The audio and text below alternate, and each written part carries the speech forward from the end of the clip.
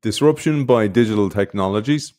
That's not a new story, but what is new is the wise pivot, a replicable strategy for harnessing disruption to survive, grow, and be relevant to the future. It's a strategy for perpetual reinvention across the old, now, and new elements of any business. Rapid recent advances in technology are forcing leaders into every business to rethink long-held beliefs about how to adapt to emerging technologies and new markets. What has become abundantly clear in the digital age, conventional wisdom about business transformation no longer works, if it ever did. Based on Accenture's own experience of reinventing itself in the face of disruption, the company's real-world client work, and a rigorous 2-year study of thousands of businesses across 30 industries, today's book reveals methodical and bold moves for finding and releasing new sources of trapped value unlocked by bridging the gap between what is technologically possible and how technologies are being used. This freed value enables companies to simultaneously reinvent their legacy and current and new businesses. We welcome back friend of the show. He's become a friend of mine, I have to say, from all the times we've forced him onto the show, forced us together. He's back to join us to explain the brilliant book, the third in the trilogy of these books, Pivot to the Future. Paul Nunes, welcome back. Thanks, Aidan. Great to be back. It's great to be back, man, and it's great to have you back. We're on to the last book, I'm sad to say, and we're going to do a two-part on this, but I wanted to do something for you a little bit here, and I noticed in the book, in your dedication, that you dedicate your side with your co-authors. You dedicate it to Hilda and Anne, who you say always made the most of every situation. I thought you might want to do the same with this episode. Thanks for doing that. It's nice that you noticed that. Who those are, Hilda and Anne, are actually my mother-in-law and my mother, and both of them had sort of a shared trait that comes up again and again in the book, so I thought it was actually kind of good. They're two women who really managed yesterday, today, and tomorrow at the same time. They brought a lot of their immigrant background, a lot of the struggles that came from their immigrant backgrounds, and a really tough life, but lived in the moment, but also could see the future and had so much hope for the future. And I think, to understand why they were so special in the creation of this book was really understanding how to live a full life. I think you have to live both in the past, but in the today and in the future. And that's what a lot of the book is about. Well, let's build on that, because another piece of your history, your past, your old, is Accenture itself. Like, you had a lifelong career in Accenture. And part of this book is looking at Accenture's own reinvention. Specifically, Accenture would need to balance its strategic initiatives around the three distinct phases in their life cycle. You say here, the mature products and services approaching obsolescence. That's the old. Today, the most profitable offerings of the business, the now. And then the leading edge ventures targeted at the immediate future, the new. And what's interesting is, given the time that's elapsed since you wrote the book, a lot of these have become the now. They've become the present for Accenture. And you were part of that strategy, which must be so fulfilling, along with your co-authors as well. Well, it really was exciting. And just to uncover a little bit of what we're talking about in the old, the now, and the new, as we studied what was going on with digital disruption and tried to understand in a bit richer way how companies were winning in big bang disruption and how even incumbents were managing that, we really wanted to understand and have some ideas about how to best manage digital disruption, however you want to define it, that was going on at the time and is still continuing on. This whole power of Moore's law, again, continues with artificial intelligence and these others. So there's this constant, moving of the horizon. We talked about trapped value, but the horizon of what's possible in a business thanks to technology keeps expanding and expands at an accelerating and really a geometric rate. And the problem is that most companies only change in a pretty linear rate, right?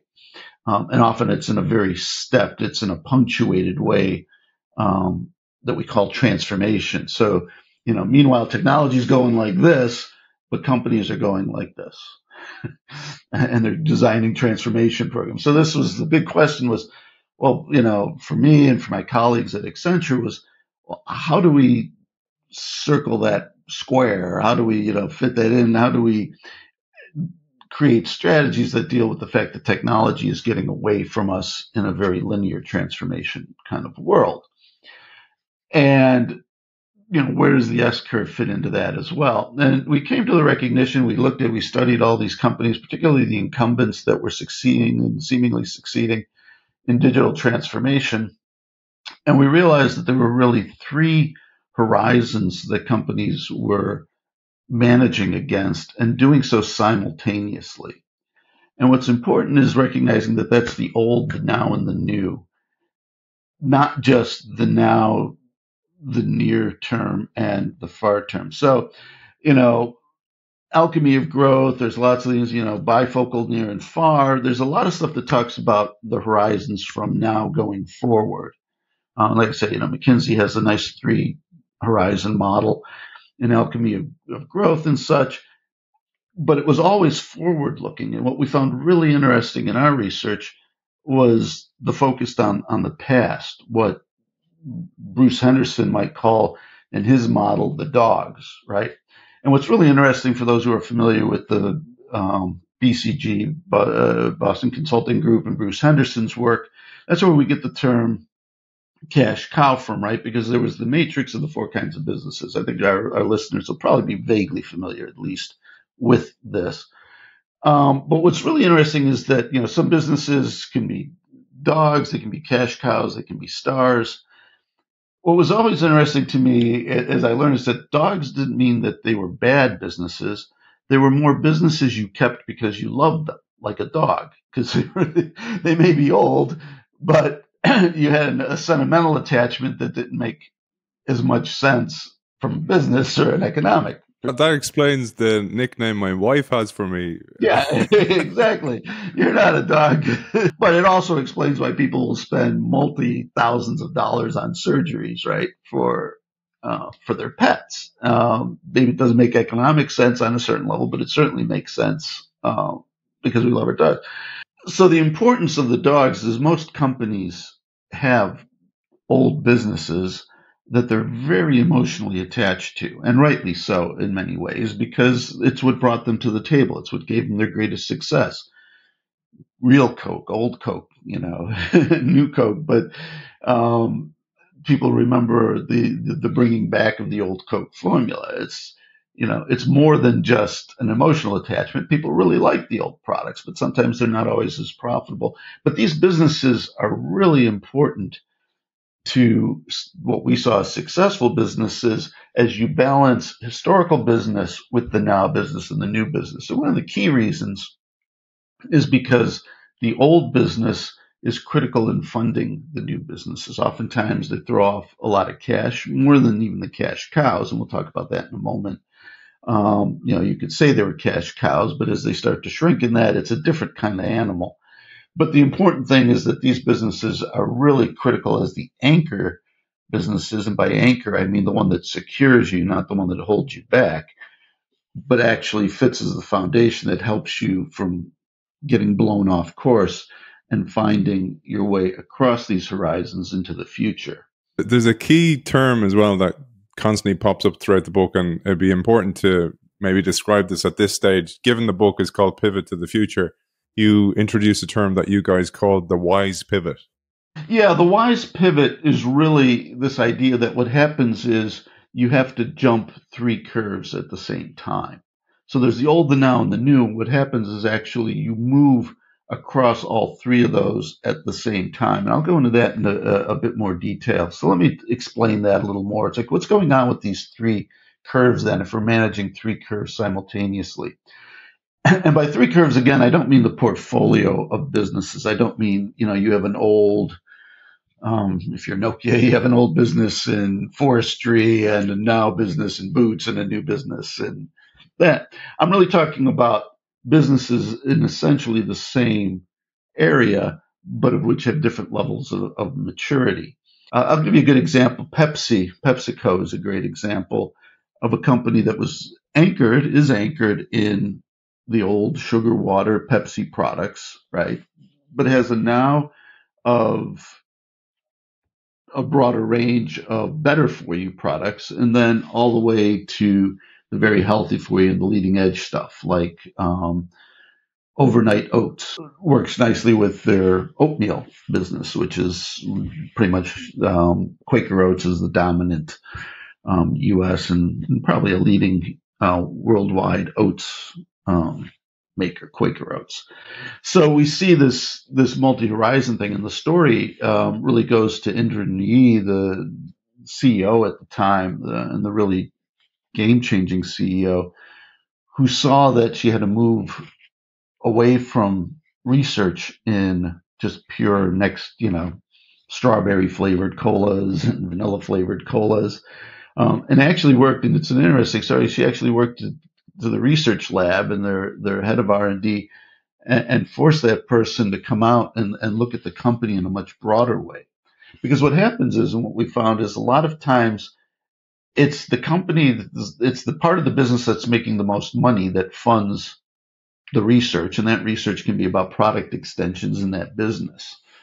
And so what happens is you really have to have this multi-horizon view, and then you have to step back and say, okay, well, here's where the profits are coming from, but here's where the profits need to be reinvested so that I can build the balance I need to go forward.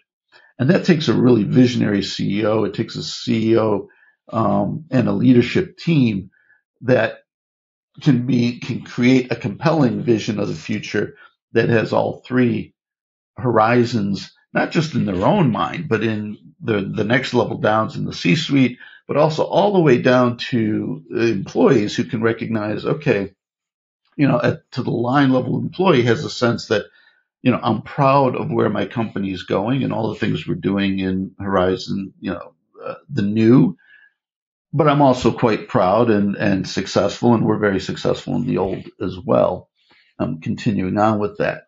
And so this ability to manage those three, we can talk a lot more about different companies that do that successfully and how, but really recognizing that it's no longer a function of exploiting a single business, but building this kind of synergy across three horizons.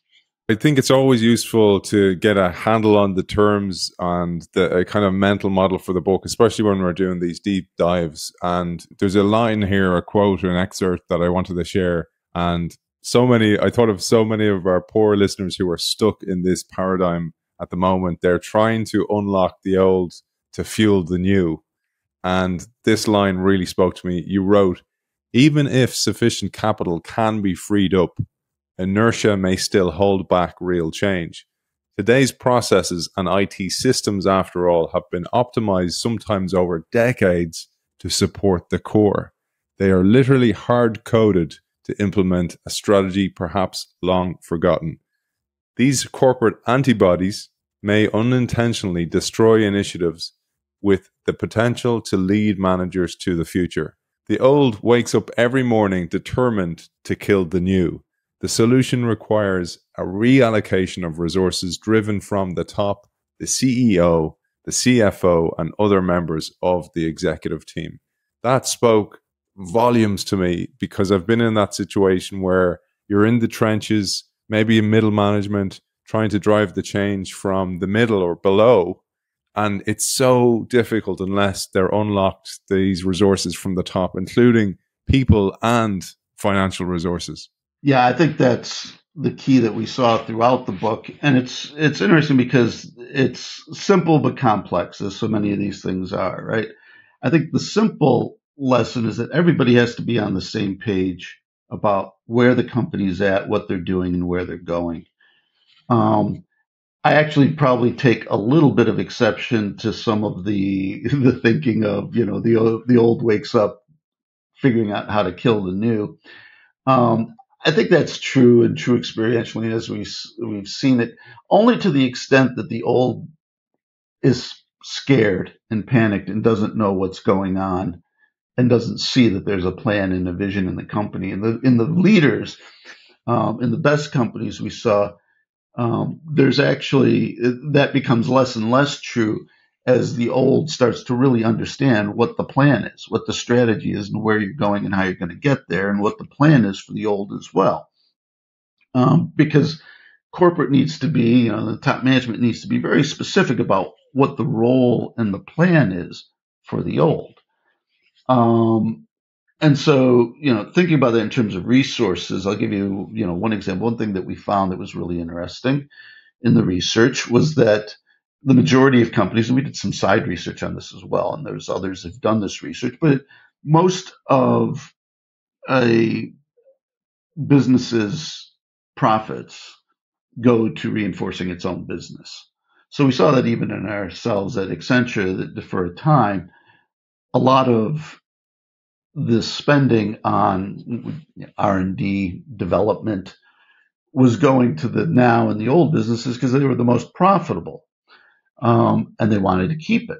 And they were like, just leave my business alone. We'll be fine. You can do what you want, but, leave me my money. And what happens is one of the toughest ones, we talk about it in the book, one of the toughest things a business has to do is get those leaders of the old and now and the new businesses and say, look, we as a team need to optimize our investment and spends. And later in the end of the book, we talk about why reallocation of assets strategy is asset allocation. And I don't know if I've told you that before. It's just a saying that I love for over all the years. But really, a strategy that doesn't reallocate assets is not a strategy. Nothing changes if you don't reallocate assets. So it's all about asset allocation. And we'll get to that when we talk about the second half of the book.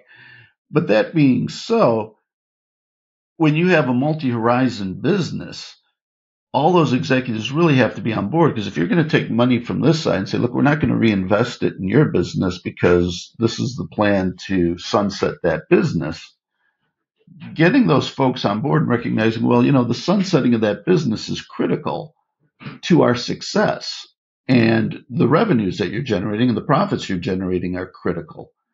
But this is where we think we're taking the company, and you're part of that. You're feeding your children, essentially. And when and when the old gets a parent mentality and gets a generational mentality and stewardship mentality of a firm, particularly incumbents that have lasted a long time, they start to see more what their role is. And then they stop waking up trying to kill the new businesses, but they get on board. And that's what we saw again and again. So that's the objective. But to do that, you really have to communicate. And, we joked about that earlier when we were talking about ourselves, but this nature of communication. But, communicate and make sure that, people are not just being told it or hearing it, but they're actually internalizing, oh, I'm living in a multi-horizon company. I love that. And this is what we have to do to succeed. I love it. I was thinking, and I wrote about this in my own book, that when I lived in the Phoenix Park in Dublin, which is this beautiful park, it was not as a feral child, although people thought that back then, but I had the great privilege of being brought up there. And I remember that my dad was responsible for the renovation of the park, and he replanted the main avenue. And I remember him telling me, because he used to bore the life out of us telling us stories about what he was doing and stuff like this, but they stuck with me. They got in there somewhere in my mind. But one of the beautiful things he said was when they replant an avenue like that, that's a long time in place, they put these budding trees in between the other trees because the older trees protect them. And I always think of that beautiful analogy for exactly what you're saying, that the old has a noble role in protecting and nourishing the new. Yeah, that's fantastic. I wish I had that metaphor for the book, because I think that's exactly it. Is that you want to extend the life, and we'll talk a little bit more, as we go forward about some of the unconventional wisdoms out there. But old trees can be kept even longer than they pretty much have a normal lifespan too. But yeah, part of the role and part of the life cycle of any tree is providing the shade for the next generation. One of the things I found, just to not to labor the story, but I didn't write about this, but I found it afterwards, is even when you remove when you have to fell a tree eventually, the stump still plays a very important role and needs to be in place because it holds the soil together and there's a whole ecosystem around the roots, etc. And most people, if you have a tree that's you need to fell, they rip up the roots as well. But the roots have a really important thing, and I think that is something I felt in your work the whole time. Is that you don't just whip out people and give them redundancy and try and push them out the door and try and bring in new thinking, because there's a knowledge handover as well in organizations that's so important. Yeah, that's a perfect lead, Aidan, I think, to the 3 unconventional wisdoms of the old and now and the new that we discovered in the book. And one of the first ones, and crossing all of it, was this idea of premature abandonment. And we just saw that again and again, because everybody thinks, when the sky is falling, digital's coming, and to a certain extent it is, but you can't let that panic allow you to make bad decisions about what might be, decades or hundreds of year old, assets in companies. So this idea of, in the conventional wisdom of the old, actually, and, Peter Drucker is great, but, I like to kind of shake things up when I talk about conventional wisdoms and new wisdoms. Peter Drucker talked a lot about how you exit businesses that mature, and that once a business, and you see it even in stall points, and that basically once a business has gotten to a market level of returns and is unlikely to have a sufficient innovation to go anywhere, those assets, the conventional wisdom is those assets should be sold so that you can repurpose the cash from that into other newer things, and hopefully let those assets be used by others that can maybe make a better profit off of them, because you're not making much off of them. So that's the conventional wisdom, is you exit old businesses. And that's a Peter Drucker thing, and you can go look for that. What we saw is the new conventional wisdom of pivot to the future is actually reinvesting and exploiting, using the power of technology to extend the life of the old and actually use it as the seed to create energy and commitment to the new. And I'll give you a good example of that. Is found in Anheuser-Busch, Budweiser, the king of beers. Well, a while back, and this goes even before the Bud Light incident, so we're not going to go there, but a while back, Budweiser was almost, the king of beers was almost dethroned when it turned out that these new entrants were really changing the game in beer and changing the game for mass market beer. And that was all of these microbreweries, right? So it turned out that microbreweries were coming on. They were coming on in the United States to the tune of about 400 microbreweries a year. And the question was, how was a mass market beer like Budweiser that was losing sales and profitability, how was it to respond? Now, traditional Drucker theory would have said, well, you would want to, look for a buyer, sell off that business. The business isn't really going anywhere, and move on to the new. But instead of prematurely abandoning it, what Anheuser-Busch said was, well, let's look at what our cost structure is, and let's embrace zero-based budgeting. And let's see what we can do with new technology, because, of course, zero-based budgeting and applying it really exploits some new digital technologies to really understand where your costs are and to drive out costs in business. So they reinvented the business and were able to take out and bring out $1.5 billion in new funds. So they basically took out $1.5 billion in costs and spent a few $100 million buying 31 new businesses, mostly microbrews, things like Goose Island Brewing Company, a very successful microbrew. But that's the way that rethinking what technology can do to help you extend and exploit the life. And they didn't have to give up on a core anchor brand that was really heritage and brings a ton of understanding about the brand and the heritage to the customer. And again, the threat from microbrews is very real. It's very interesting that what's really threatening about microbrews is technology allows you to brew the same batch, the same flavor again and again. That was the difference of why microbrews today. And I think that's a really interesting thing, is that recognizing that microbrews pose a different threat and a more real threat now because technology is aiding their competition. So one could look at that and say, well, look, I now have a new ability to brew a flavor at any scale I want.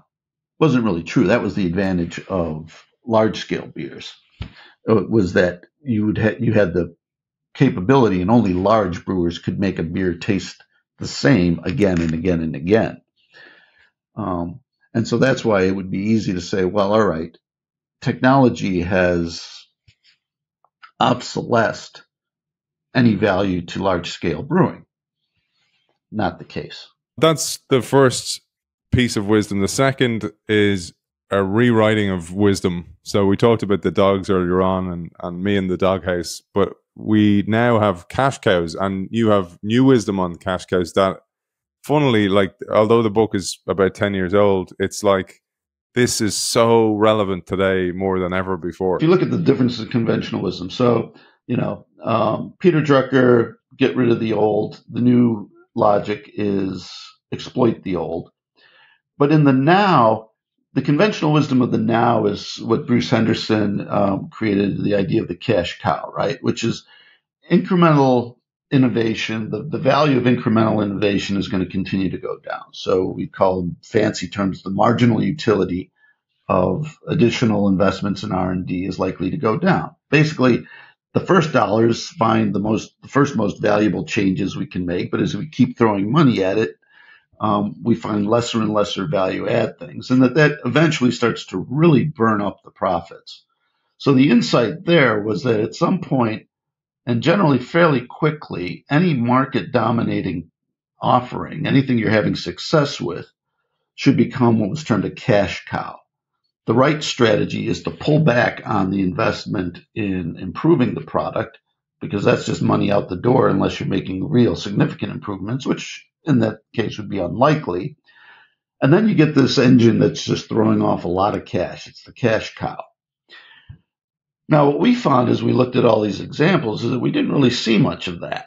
And that's an important insight for technology, is that when you've got rapidly changing technology, I mean, Bruce Henderson was right to a point, was right from the data he was looking at, because he didn't have the level of technology improvement and speed of technology improvement that meant that the utility of new R&D was actually likely to be very good and very strong, not simply wasted money. So in an environment of high-speed technology change, there really isn't a window for being a cash cow, because competitors can come in very quickly and supersede you. I'll give you a good example of that, is Google and search engines. And it's really interesting because if you think about it, what were the search engines? There was Alta Vista, there was Excite, there was Lycos, there was AOL, there was, for those of us who are old enough in the technology world, we remember that there actually were a lot of search engines in the old days. But then Google came on board, and Google was slightly different because it actually was tuned for ads, which was really important. So it actually helped to move a ton of this digital ad spending online, because you could actually tie ads to the searches that people were making. So in 2018, Google had roughly 63% of the $83 billion in ad spending in the U.S., digital ad spending in the U.S., which is pretty extraordinary. And so that would have been a perfect time for conventional wisdom to say, okay, time you can back off. Google didn't. Google actually spent hundreds of millions of dollars. At one point in 2017, they did 31,000 side-by-side experiments to see what would work better, which led to 2,500 changes in their core product, which is a profound level of change and innovation for something that should have been a cash cow, right? But the recognition, and the reason I tell that story is because Google recognized that even if with the dominant position, there was no end of innovation in search engines, and that things like Microsoft Bing were just around the corner and were real competitors. And so they couldn't take their foot off the pedal, as they say, take their foot off the gas. going forward. And I would say that, they still haven't. So the new insight in the now is there is no cash cow. Be very careful about thinking you're going to milk um, the profits of a certain business, because once you start to do that, you can pretty much be sure that's the end of that business. And then the last element of conventional wisdom change that I would just talk to is the new. And so in the book we talk about the change in the logic, the conventional wisdom of the new. The old conventional wisdom of the new is that there is some new out there you have to get to. You simply have to find this technology promise. We talked a lot about truth tellers and that in previous discussions, but this, what is the vision of the new technology? But the reality is that it's not just about getting to the new, it's about actually making some profits in the new. And it turns out how you do that, what we saw in the winners, was actually very different than simply getting to the new. And a great example of that I really like is Toyota and Tesla versus Tesla. If you think about Toyota and the Prius, one of the things about Toyota that was interesting in the Toyota visioning thing, every 10 years, Toyota has a visioning session where they do all this work and they get all the folks together and they actually publish it. It's publicly available. You can see the various ones they've had over the years. And one 10-year visioning session they came to realize a while back was that we couldn't make a car for everybody in an emerging middle-class world, and that we couldn't have gas-powered cars forever. We were going to need some alternative. But what they recognized as they pursued the vision of that said, all right, we're going to need to provide millions of more new cars, but we can't do it on a pure fuel basis, was the need for electric cars. But they realized that the technology wasn't there for electric cars. Electric cars had all the problems that they have today. They didn't go far enough. They, tended to be dangerous at the time because of various things that, they came to the conclusion it just wasn't going to work. But what they did consider was the hybrid, and that was the basis of the Prius. Now, in the history of the Prius, it's interesting that in 1997, Toyota launched the Prius, spent $1 billion to create it. 4 years later, in 2001, it was profitable. 10 years later, in 2007, it had 7 years later, less than 10 years, in 2007, it had a $3,100 profit on each car, which was about the same as the profit on any other car it was selling. And in 2017, they had sold 4.5 million, and they were the only company ever, and I think it's still true, to make a profit off of hybrid vehicles, to make a real profit.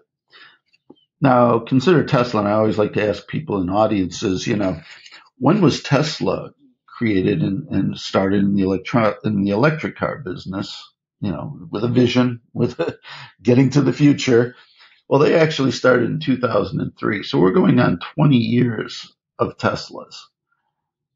And now we start to see a little bit of profitability. But when you think of those two trajectories, you can see how getting to the future is not the critical question. Getting to the future profitably is our critical question.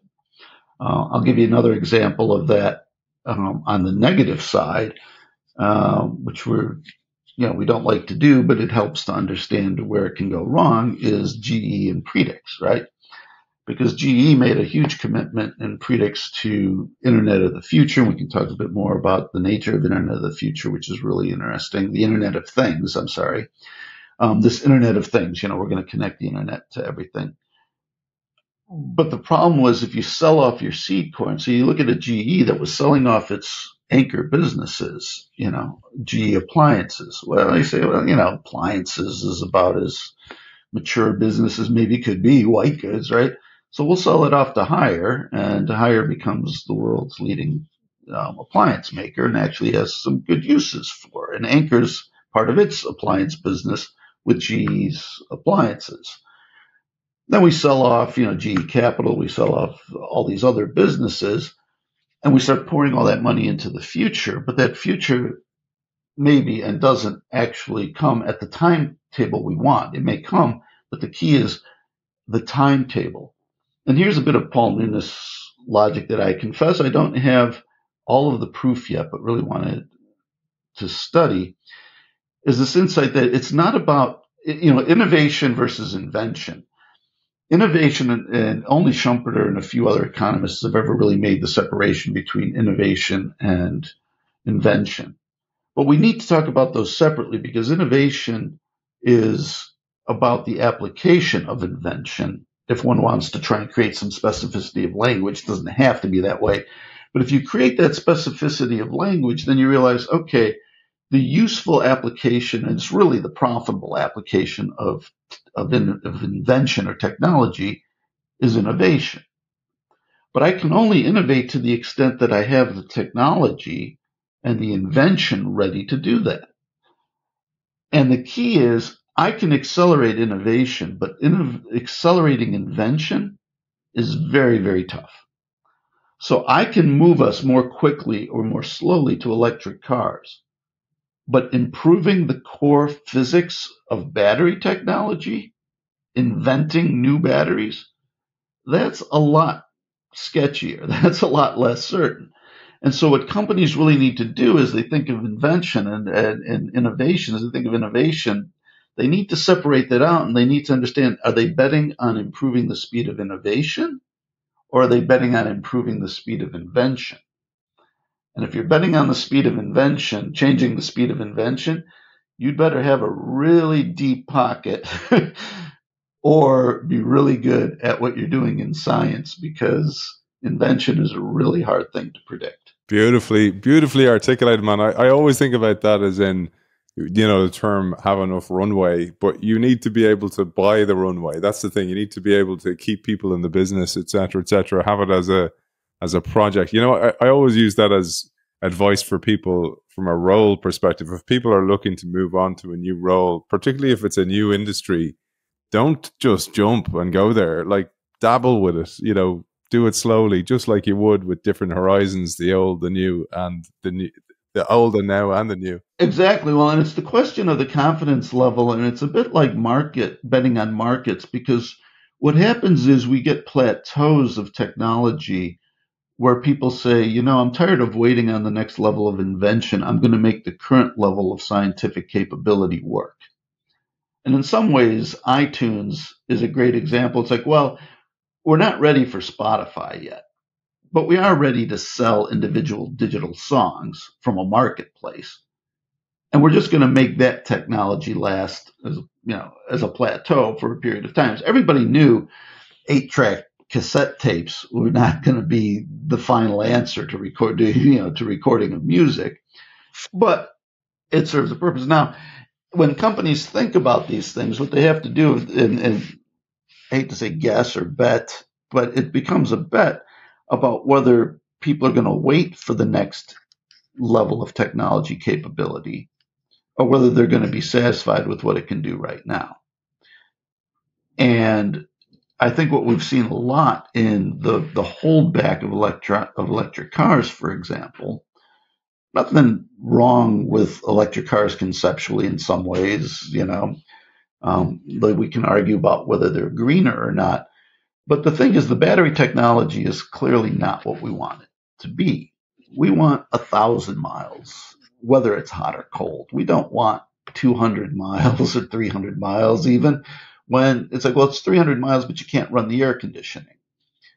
And so the key is understanding that, we've talked a lot about that in Big Bang Disruption, understanding these critical, inflection points. Is like, well, where are people going to say, okay, good enough, nice job, you created e-ink with the right level of contrast, you created an electric battery that gets me X amount of miles, now it's fine, versus saying, good job, guys.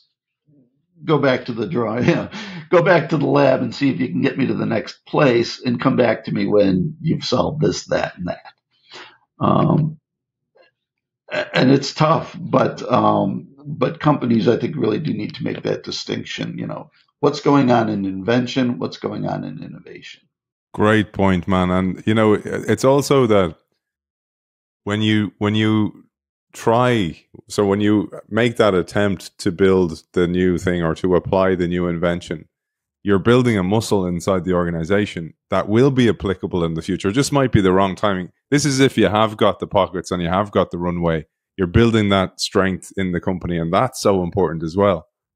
Well, exactly. And I think if you look at all the automotive companies right now and you look at the nature of competition, and it's interesting, well, who's got frames and frames that can handle a shift to electric cars and that, who's got the technologies? And you watch all of the other majors, because, obviously Tesla's kind of, there's Fisker and others, but the Tesla's always sort of been the leader and the champion of this electric car thing.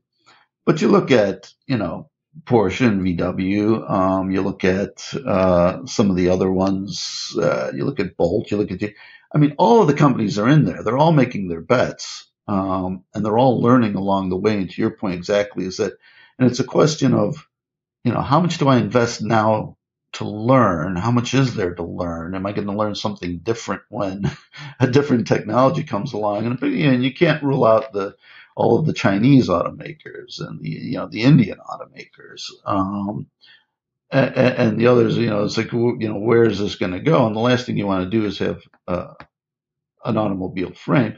Now, the other challenge is that, well, even if you have an electric motor, and this is a lesson that Tesla learned the hard way. I think it's really interesting.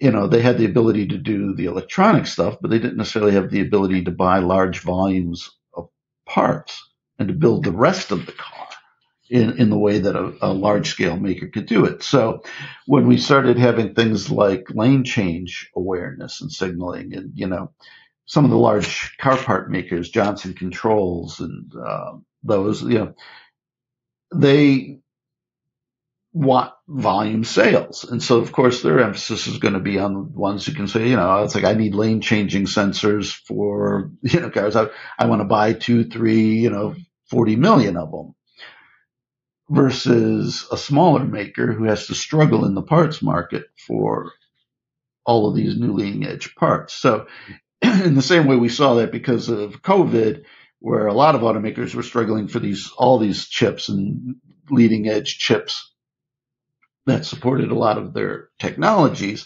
Small makers can find that even without COVID, that they might be put on the back burner. And so, I can have the coolest electric car. I just don't have, maybe ventilated seats because I can't get them custom made for my car by the supplier who's got other things to do and wants me to buy 10 million of them, not, 500,000 of them. Brilliant, man. I love the examples that you give, and Paul's books are so full of these brilliant examples. One of the ways I wanted to describe the last part that we'll cover today is chapter 1's called The Trapped Value Gap, Turning Disruption into Opportunity. And Paul and his team use the retail apocalypse to illustrate trapped value and releasing value. But what I thought was interesting here is that it's just like you say, companies like Tower Records blame the internet. So did many of the retailers and mall owners. They blamed, Amazon. But what you say here is so important. What distinguished the digital first retailers wasn't their innovative use of digital technology. It was a relentless focus on making shopping more personalized, convenient, fun, cost-effective, and even socially responsible. This idea that even when they make the profits, they're pouring them back in to make their product more consumer-friendly, etc. This permeates so much of what you talk about in this book. Retail has been a fantastic question since, I know, at least back into 2001, probably a bit earlier, and was one of the actual first places I began to do a lot, because I'm actually a marketing major from back in my business school days. So this idea of how we sell and channels changing, and that was one of the first digital disruptions, all the way back to the beginnings of the internet. And so it was this question of what is that actually going to look like, and what kind of value does that create? And so at the beginning of the book, one of the things that my co-authors and I talked a lot about, and Omar Abash was really big on, was this question of, well, how do we measure the value that's coming out of digital change? Because really, when you looked across the whole book, and what the purpose of the book really was to help companies understand the value opportunities in digital disruption. It's the question, well, what is value, and how do you measure value? And I had to go back to Omar's. That's not as easy a question as you think it is. What is value, right? Because there's enterprise. It turns out there were at least 4 ways we could think about where value might reside. So there was enterprise value, and there was the value you could take by taking out the costs of an enterprise. There was industry value, where entire industries would be overturned, like the taxi industry with Uber or hotel industry with Airbnb, but it'd be an industry level change. Then there was consumer value, customer value, and what we call customer surplus. Consumer surplus is what the economists call, and consumer surplus is really this idea that, well, I would give Uber $10 to send a car so I don't have to stand in the rain, but that's not what they're going to charge me because there might be competition. So that difference in what I would pay and how I value it is what we call consumer surplus. And that grows tremendously because oftentimes it's so easy to get into digital competition that we wind up with things at a much lower cost than consumers would really have to pay. I'll give you an example. I think it was $1,100. They did some great research later than I would have thought they would have on the value of Google. What would you pay to have a search engine, and how much, if I took it away from you, what would you pay? And I think the number they came up with for the average person was like $1,100 a year. Is actually the value you're getting that you're not paying for, because some would pay more, some would pay less, but in total, they averaged it out. But that's how much more value could actually be captured if you could capture the consumer value. So I was like, wow, that's a really tough concept to get your head around. And then the last one is societal value. And when you think about all right, if these digital technologies are taking out, say, waste, and one of the examples we use in the book is just Starbucks and the food. Once Starbucks got in the food, they realized at the end of the day, you can't resell the food. What are you going to do with it? Well, pre-digital technologies, it'd be very hard for these stores to find places to move the food onto. Turns out with the power of the internet and other things, it was very easy for them to connect to shelters, food banks, and others to actually move the food. So there's societal value in that. And the point of that is, it's an anecdote, sure, but what we did is we saw it helps to understand. It's like, well, how is it that society itself is benefiting from digital transformation? So you get the 4 of those together. And so, retail transformation, so the idea of what's the best retail solution, and just it continues to reinvent channels. And I can tell you one of the